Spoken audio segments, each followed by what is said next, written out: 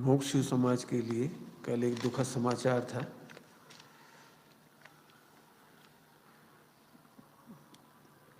युवा विद्वान पंडित संजीव गोधा जी हंसती खेलती उम्र में जल्दी ही हमसे विरह को प्राप्त हो गए। यानी हमें विरह हो गया, उनका वियोग हुआ।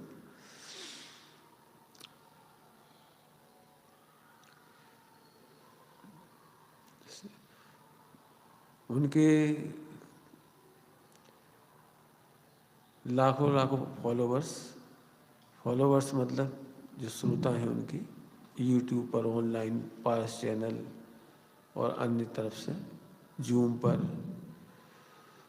और बच्चों के जो स्मारक में पढ़ते हैं ऐसे बच्चे, बांसवाड़ा में पढ़ते हों, कोटा में पढ़ते हों, सारे बच्चों के प्रिय संजीव जी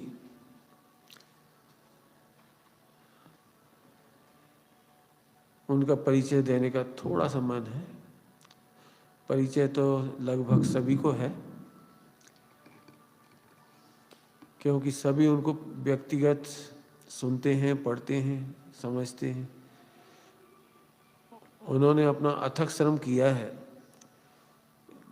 कभी भी मान कसाय नहीं कि अरे नहीं आ रहे, 10 बार मनवा रहे हों, ऐसा नहीं। छोटे छोटे गांव से भी यदि फोन भर आ जाए तो फौरन 2 दिन 3 दिन जितना अनुकूल होता था अपनी स्वीकृति देते थे। सारे पंच कल्याणकों में, सारे शिविरों में उनकी उपस्थिति भले ही 2 दिन 4 दिन हो, लेकिन होती थी। बहुत व्यस्तता थी। आज सभी का भारी मन है, मेरा भी बहुत भारी मन है। भारी मन 2 कारणों से ज़्यादा है। इतने अच्छे समर्पित व्यक्तित्व वाले जीव पंचम काल में मिलना बड़े दुर्लभ होते हैं। जिन्होंने स्वयं जयपुर में जन्म लिया, लेकिन स्मारक में शास्त्री नहीं किया, लेकिन सैकड़ों हजारों शास्त्रियों के गुरु बन गए। उनकी पढ़ाने की शैली में जो वीर रस है, उछलता हुआ वैराग्य का रस है, तत्व का रस है, इसने हमारे मुमुक्षुओं से भी अलग हमारे मित्र पक्ष के हजारों लाखों लोगों को जोड़ लिया। उन्होंने YouTube पर बाल बोध से लेकर के सारे पाठों की प्रवचन करके रखे हुए हैं। मैंने चाहे तो बाल बोध से लेकर संयम प्रकाश तक, अभी पिछली गोष्ठी में ही समाधि मंड की गोष्ठी में बोले थे, समाधि मंड संबंधी 2-3 दिन की गोष्ठी हुई थी। संयम प्रकाश के उदाहरण उन्होंने बताए थे उसमें।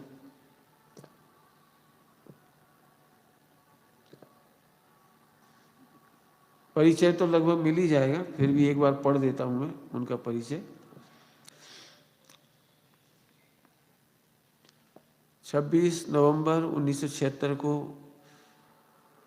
महेंद्र कुमार जी साहब गोधा और उनकी मिसेस श्रीमती मंजू गोधा जी के घर में एक लाडले बच्चे का जन्म हुआ, संजीव गोधा का।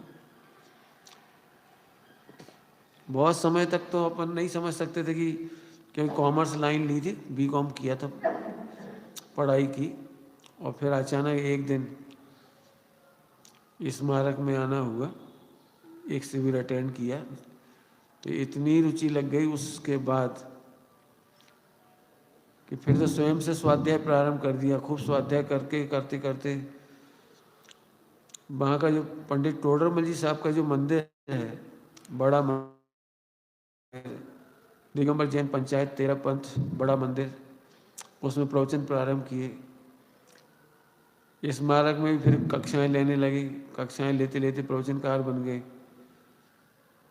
और उनका ग्रामर पर कितनी अच्छी पकड़ होगी कि डॉक्टर साहब जैसे को साथ रह कर के 1998 से वीतराग विज्ञान के सह संपादन का काम संभाला। 98 से लेकर अभी तक का मतलब है 24 साल। मैंने क्वार्टर सेंचुरी पूरी कर ली एक प्रकार की। और डॉक्टर साहब और हम सब भी वो वीतराग विज्ञान पढ़ते हैं तो हम देखते हैं उसमें डॉक्टर साहब की नीतियाँ कि 17 तारीख तक हर हाल में बीतरा विज्ञान डिस्पैच होना चाहिए हर महीने। वो होता रहा, वे देश में रहे हों या विदेश में, बीतराग विज्ञान का संपादन करते रहे। उन्होंने 13 पुस्तकें लिखी और 30 लेख उनके प्रसिद्ध हैं। सुद पंचमी पर भी उनका लेख है। ये उनका काम है।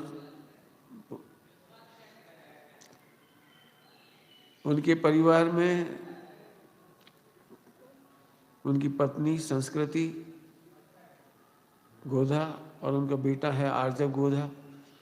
आर्जव तो अभी बहुत छोटा ही है, इसी साल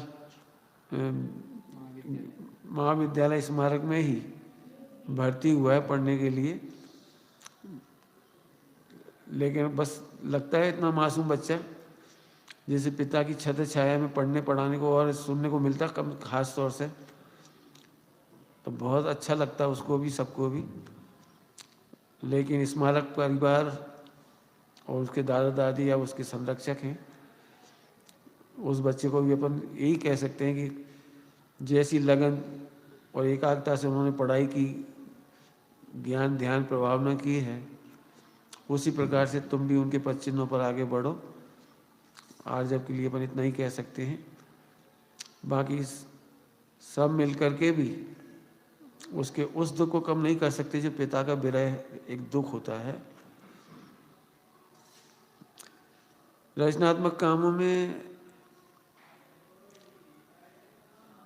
जुलाई 21 से पारस चैनल, मैं पारस चैनल नाम इसलिए कहना चाह रहा हूँ, रात को 10 बजे वहाँ से उनका प्रवचन प्रसारण होता है, क्योंकि पारस चैनल पर मुमुक्षुओं के कोई प्रवचन, चाहे डॉक्टर साहब हो या किसी के भी, वो नहीं चलते। मैंने एक भी विद्वान का याद नहीं आता कि उस चैनल पर किसी के प्रवचन आते हों। लेकिन इनके प्रवचन बड़ी उदारता से और प्रसारित होता है, और 21 से प्रारंभ हुआ जुलाई से, और कम से कम हजारों लोग देश विदेश में सुनने के लिए आतुर रहते हैं उनके प्रवचन। लगभग 50,000 फॉलोवर उन्हीं के यूट्यूब पर जो उनके प्रवचन जारी होते थे लाइव, वे सुने जाते थे। समझ में आए? तो इस तरह से उनका काम हुआ। उनके प्रवचनों की एक खास विशेषता बहुत अच्छी थी कि आज तक किसी ने सिद्धांत की कोई चूक नहीं पकड़ में आई, खींचतान नहीं है, लघुता इतनी है कि सीखने के लिए सदा आतुर, बहुत ही विनयशील। और प्रवचन में भले ही कोई सा भी अनुयोग के प्रवचन करें, चरणानुयोग के भी करें, लेकिन अध्यात्म की चाशनी में पगे होते थे, यूँ समझ लो बिल्कुल। वो माने वीर रस का प्रवचन सबको आंदोलित कर दें, सबको जगा दें। और जैन धर्म में तो नहीं कहूँगा मैं, लेकिन जैन समाज में जो कुरीतियाँ प्रवेश कर रही थी या पाई जाती हैं, उन पर उन्होंने खूब चोट की और काफ़ी हजारों लोगों के लिए समझ लीजिए गणित मिथ्या छुड़ाने में आप बहुत बड़े निमित्त हुए। अब सभी को आज तो बड़ा कष्ट का ही दिन है एक प्रकार का, क्योंकि युवावस्था में उन्हें खोया है।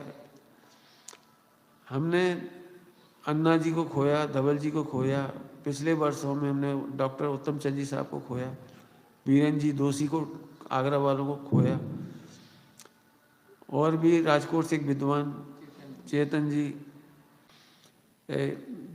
हमारे प्लीज अनुज का विरह हुआ। चिंता उनके आत्मा की नहीं है। क्यों नहीं है? क्योंकि उन्होंने अपना पूरा जीवन एक समय भी विषय कसायों में नहीं खोया, इधर और फालतू की बातों में नहीं खोया, मान कसाय में नहीं खोया, क्रोध कसाय में नहीं खोया, जो स्थूलता से जाने जाते हैं।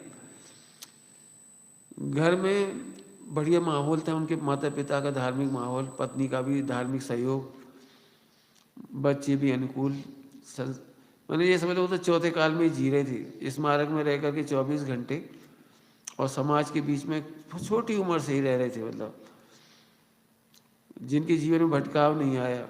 और एक प्रकार से देखा जाए तो जिनवाणी की सेवा और प्रवचन करने के लिए ही उन्होंने अपने शरीर का कष्ट वो कष्ट नहीं माना। तो यही मैं परेशान हूँ इस बात से कि मैं पिछले 5-7 सालों से उन्हें लगातार टोक रहा था कि आप एक भयानक बीमारी के शिकार हो जाएंगे, लेकिन उस पर उन्होंने ध्यान नहीं दिया।